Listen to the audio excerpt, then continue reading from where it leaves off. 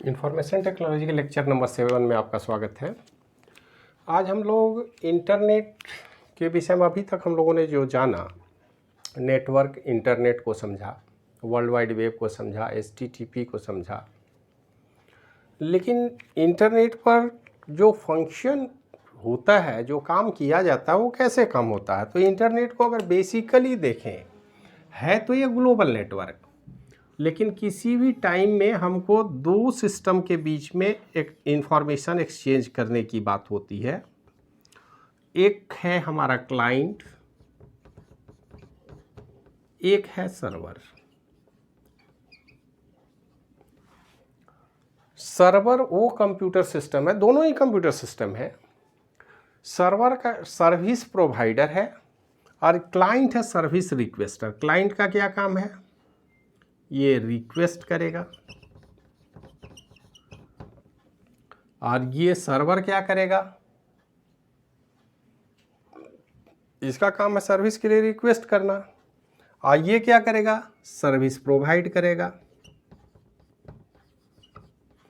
Internet बहुत बड़ा network, लेकिन एक समय में हम किसी एक सर्वर से कांटेक्ट करते हैं, उस साइट पर जाते हैं, उस साइट से कुछ इन्फॉर्मेशन लेने की कोशिश करते हैं।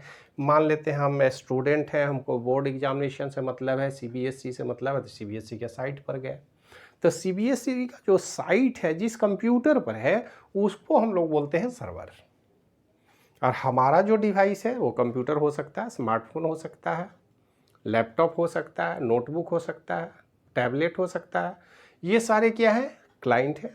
अब यहाँ से हम रिक्वेस्ट भेजेंगे, जो भी हमारी ज़रूरत होगी, हम उसके साइट को विजिट करना चाहते हैं, उसके विषय में डिटेल जानकारी की बात करते हैं, तो ये सारी जानकारी हमको कौन देगा, सर्विस है। तो सर्विस प्रोवाइडर जो है वो सर्वर है। अब सर्वर को डिफाइन अगर करना हो तो कैसे करेंगे, देखिए, ये कंप्यूटर प्रोग्राम विच डिलीवर वेब कंटेंट, ये सी थोड़ा बड़ा कर दें ताकि देखने में कोई दिक्कत नहीं हो, see content using HTTP over the world wide web. तो HTTP वर्ल्ड वाइड वेब तो पिछले लेक्चर में हमने देखा।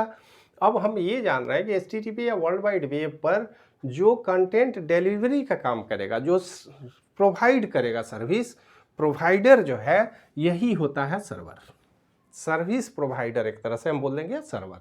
ये एक ऐसा कंप्यूटर है जो सर्विस प्रोवाइड करता है। अब ये कंप्यूटर है, उस पर लगेगा तमाम सॉफ्टवेयर है, लेकिन इनका मेन काम है क्लाइंट के रिक्वेस्ट को फुलफिल करना।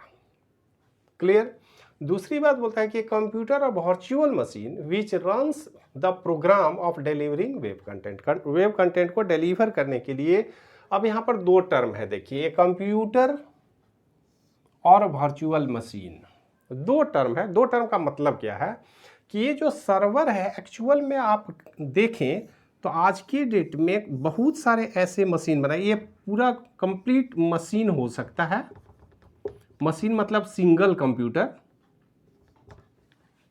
और ऐसा भी होता है कि एक बहुत बड़ा मशीन है और इसमें अलग अलग मशीन तो फिजिकली एक ही है, लेकिन इसमें सर्वर 1, सर्वर 2, सर्वर 3, सर्वर 4, ये इस तरह से बहुत सारे अलग अलग सर्वर एक ही मशीन पर डाले गए हैं। तो उस मशीन को किसी एक सर्वर से तो नहीं जोड़ सकते, तो इनको हम बोलते हैं वर्चुअल मशीन। इंडिया में NIC, national informatics centre, government of India का इंफॉर्मेशन टेक्नोलॉजी का बहुत बड़ा विंग है। उस NIC, नेशनल इंफॉर्मेटिक्स सेंटर जो है, वो वर्चुअल मशीन प्रोवाइड करती है। अलग अलग इंस्टीट्यूशन के, गवर्नमेंट के जितने भी अलग अलग डिपार्टमेंट हैं, वो एक ही जगह पर सर्वर बनाते हैं। एक ही मशीन के अंदर हर डिपार्टमेंट का, ये पहला डिपार्टमेंट, दूसरा डिपार्टमेंट, तीसरा डिपार्टमेंट, चौथा डिपार्टमेंट, लॉजिकली हमको लगेगा कि एक अलग डिपार्टमेंट में हम कनेक्ट हो रहे हैं, लेकिन है एक ही मशीन पर जो अलग अलग सर्वर बनाए जाते हैं, इनको हम बोलते हैं वर्चुअल मशीन। तो सर्वर सिंगल मशीन हो सकता है, अगर कोई एक ऑर्गेनाइजेशन है, उसने अपना सर्वर बनाया, अपने क्लाइंट को सर्विस दे रहा है, तो कोई बात नहीं है, उनका अपना मशीन है, अपना सर्वर है, अपना उनका क्लाइंट है। लेकिन कुछ ऐसे भी मशीन है जो बहुत सारे सर्वर को एक ही मशीन पर इंटीग्रेट कर देते हैं, तो इनको हम बोलते हैं वर्चुअल मशीन। लेकिन ओवरऑल काम करने का तरीका यही है, कि ये अब यहाँ चूँकि अलग अलग सर्वर है, अब आप एक बात ध्यान में रखेंगे कि एक सर्विस प्रोवाइडर तो एक ही है, लेकिन रिक्वेस्ट करने वाले बहुत सारे हो सकते हैं। Client number 1, client number 2 up to client number n। अब ये नंबर 10, 20, 50, 100, 200 और ये सारे क्लाइंट एक ही मशीन से रिक्वेस्ट करेंगे। अब आप सोचिए कि अगर 50 क्लाइंट यहाँ हैं और इसी तरह के का वर्चुअल मशीन है उन्होंने बनाया जो 4 सर्वर को मिला के बनाया है, तो 50 यहाँ भी क्लाइंट होगा, 50 इनका भी हो सकता है, इसका भी 50 हो सकता है, इसका भी 50 हो सकता है। ये कोई फिक्स तो है नहीं, किसी टाइम में 50 होगा, किसी टाइम में 100 होगा, किसी टाइम में 1000 होगा, किसी टाइम में 5 होगा। क्योंकि क्लाइंट को जब जरूरत होगी तो रिक्वेस्ट करेगा, सर्विस मिल जाएगा, चला जाएगा, उससे निकल जाएगा वो। तो ये ओपन सिस्टम है, जब मर्जी है तब आप अब CBSE के साइट पर आपको जब मर्जी है लॉगिन कीजिए, जब मर्जी चलिए छोड़ दीजिए। वो तो कहता नहीं है कि हम से 5 बजे लॉगिन कीजिए, कोई टाइम आउट तो है नहीं, वो तो ओपन है हमेशा। तो ये 24 आवर रेडी है, आपको ज़रूरत है तो आप रिक्वेस्ट कीजिए। गूगल का मेल चेक करना तो गूगल के पास जाइए, अदरवाइज मत जाइए। तो ये स्थिति है, इसको हम बोल रहे हैं वर्चुअल मशीन सिस्टम, जिसमें बहुत सारे सर्वर एक ही मशीन पर इंटीग्रेट किए जाएंगे। और दूसरा स्टैंड एलोन मशीन या सिंगल कंप्यूटर भी हो सकता है, लेकिन ओवरऑल इन पर वही वेब HTTP प्रोटोकॉल पर बेस्ड वर्ल्ड वाइड वेब की सर्विस को लेते हुए ये इंफॉर्मेशन एक्सचेंज करने का काम करते हैं। लेकिन अब इसका फीचर क्या है? अगर एक वेब सर्वर के फीचर की बात करें तो सबसे पहले वर्चुअल होस्टिंग। वर्चुअल होस्टिंग का मतलब है कि किसी क्लाइंट को ये पता नहीं होता कि सर्वर है कहाँ। हम वर्चुअल होस्टिंग इसलिए बोलते हैं, जैसे हम गूगल के पास जाएं तो हमें क्या पता गूगल का सिस्टम कहाँ लगा हुआ है। गूगल का कहीं ना कहीं तो एग्जिस्ट करता है, जिसमें हम लोग यूजर नेम पासवर्ड देते हैं, अपना मेल देखते हैं, लेकिन हमारा मेल का कंटेंट किस कंप्यूटर में हमें नहीं पता होता है। इसलिए हम बोलते हैं इसको वर्चुअल होस्टिंग। कहीं ना कहीं है, क्लाउड में है, वो किसी दुनिया के किसी कोने में किसी अलग देश में होगा, हमें नहीं पता किस देश में है, कहाँ है, क्योंकि हम तो ग्लोबल विलेज की बात करते हैं, हमारे लिए पूरी दुनिया एक ही गांव की तरह है। तो उसमें कहीं होगा, हमें खोजने की ज़रूरत नहीं है। हम सिर्फ उसके वेब साइट का नाम हम जानते हैं google.com, उस पर हम लॉगिन करेंगे, ऑटोमेटिक वो जिस सिस्टम में होगा चला जाएगा। तो ये है वर्चुअल होस्टिंग का कॉन्सेप्ट। दूसरा टर्म आता है इसमें बैंडविड्थ थ्रॉटलिंग। बैंडविड्थ थ्रॉटलिंग कहने का मतलब है कि अब ये सर्वर है, मान लेते हैं इस सर्वर की कैपेसिटी 10,000 क्लाइंट को सर्विस देने के लिए, बहुत फास्ट कंप्यूटर होता है। हमारे क्लाइंट कंप्यूटर से, अब स्मार्टफोन की बात नहीं है, लाखों स्मार्टफोन को एक एट ए टाइम पैरेलल में सर्विस दे सकता है, ये है सर्वर।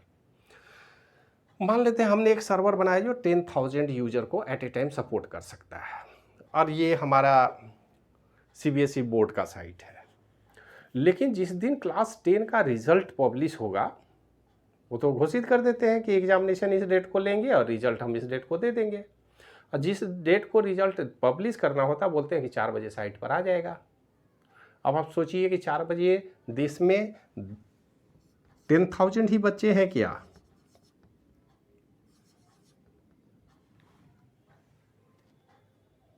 बच्चे हैं 10 लाख, इनकी कैपेसिटी 10,000 की है। अब 10,000 की कैपेसिटी है, 10 लाख बच्चे बार बार ट्राई कर रहे हैं, तो क्या होगा? वहाँ पर डिवीजन होगा, सर्वर स्लो हो जाएगा। अब जब पर्टिकुलर टाइम में एक 10 लाख लोग अगर एक्सेस करना चाहें, रिसोर्स उतना नहीं है, तो वो क्या करेगा? स्लो होता चला जाएगा, ओवरलोडेड हो जाएगा, सर्वर रिस्पॉन्ड ही नहीं करेगा, क्योंकि 10,000 के बाद तो एक भी क्लाइंट को परमिशन नहीं देगा। तो जब भी हम ट्राई करेंगे सर्वर बिजी आएगा, सर्वर बिजी आएगा। तो ये जो व्यवस्था है, अब एक तो वो स्थिति हो गई। एक स्थिति है सामान्य दिन, आज की बात हम करें, रात के 12 बजे की बात करें, सर्वर तो ये हमेशा रेडी है, इनकी कैपेसिटी 10,000 है, लेकिन रात के 12 बजे 1 बजे कितने लोग देखते हैं सर्वर? CBSE का साइट हो सकता है 1,000 लोग देख रहे हो, कैपेसिटी 10,000 को है, 1,000 लोग हैं, तो इसकी स्पीड बढ़ जाएगी कि नहीं? इस समय स्पीड घट जाएगी।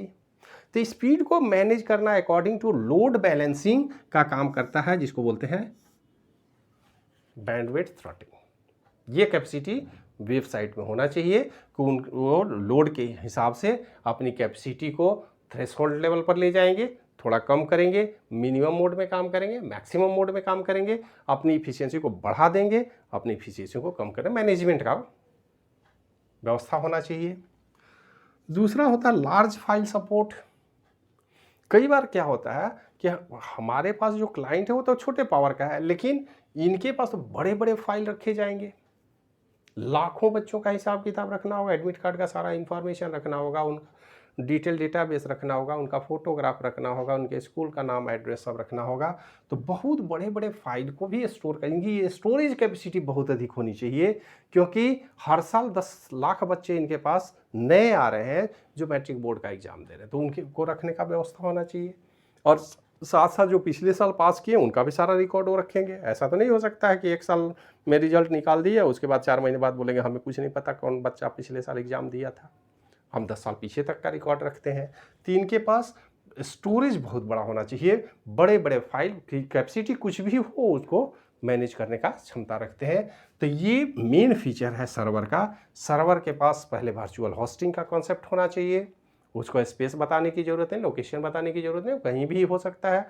उसके पास बहुत बड़ी स्टोरेज कैपेसिटी होनी चाहिए और लोड बैलेंसिंग का पावर होना चाहिए। ये 3 विशेष फीचर हैं जो हर वेब सर्वर में होना चाहिए। दूसरी बात, ये तो हो गई सर्वर की बात। अब जरा आप विचार करें इस क्लाइंट की बात। ये जो C2 है, ये तो क्लाइंट मशीन है, एक स्टैंड अलोन पीसी है। अब ये रिक्वेस्ट कैसे करेगा? नेटवर्क से तो जुड़ गया, रिक्वेस्ट तो करना पड़ेगा सर्वर से। तो इसको रिक्वेस्ट करने के लिए वेब ब्राउज़र एप्लीकेशन की ज़रूरत होती है। ये भी एक सॉफ्टवेयर है और इस वेब ब्राउज़र का काम है क्लाइंट को रिक्वेस्ट मोड में ले जाना। रिक्वेस्ट करेंगे हम किसके थ्रू? अब इंटरनेट से हम जुड़ गए हैं, तो इंटरनेट को हम खोलेंगे कैसे? आज जब तक खोलेंगे नहीं, कहाँ से हम देंगे इंटरनेट को ऑर्डर? तो उसके लिए हमको चाहिए वेब ब्राउज़र जो हर क्लाइंट मशीन पर मौजूद होता है। अब ये ब्राउज़र भी अलग अलग टाइम में अलग अलग कंपनियों ने बनाया है। बहुत सारे ब्राउज़र है। आज के डेट में सबसे पॉपुलर ब्राउज़र है गूगल क्रोम।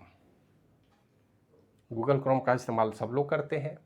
तो गूगल क्रोम है, माइक्रोसॉफ्ट इंटरनेट एक्सप्लोरर है, मोजिला फायरफॉक्स है, ओपेरा है, एप्पल सफारी है।